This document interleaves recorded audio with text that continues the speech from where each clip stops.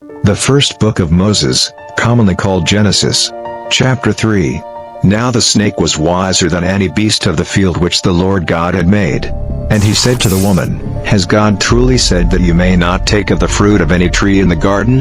And the woman said, We may take of the fruit of the trees in the garden, but of the fruit of the tree in the middle of the garden, God has said, If you take of it or put your hands on it, death will come to you. And the snake said, Death will not certainly come to you, for God sees that on the day when you take of its fruit, your eyes will be open, and you will be as gods, having knowledge of good and evil. And when the woman saw that the tree was good for food, and a delight to the eyes, and to be desired to make one wise, she took of its fruit, and gave it to her husband.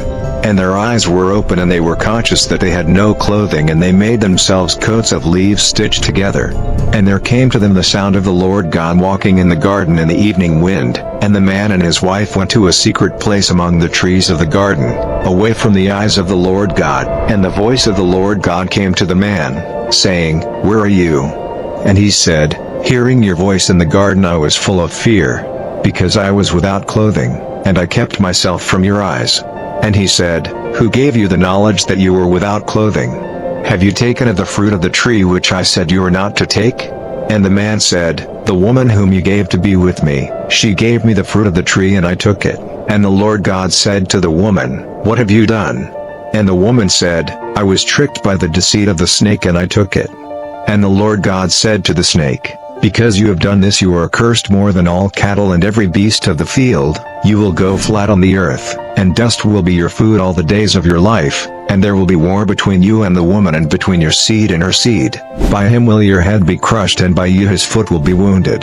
To the woman he said, Great will be your pain in childbirth, in sorrow will your children come to birth, still your desire will be for your husband, but he will be your master. And to Adam he said, Because you gave ear to the voice of your wife and took of the fruit of the tree which I said you were not to take, the earth is cursed on your account, in pain you will get your food from it all your life.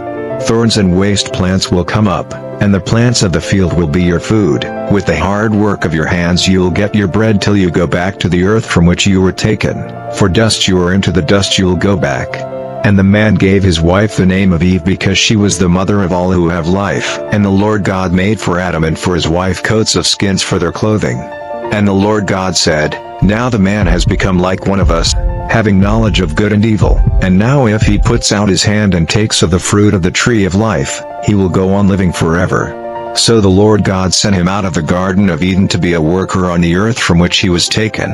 So he sent the man out, and at the east of the Garden of Eden he put winged ones and a flaming sword turning every way to keep the way to the tree of life.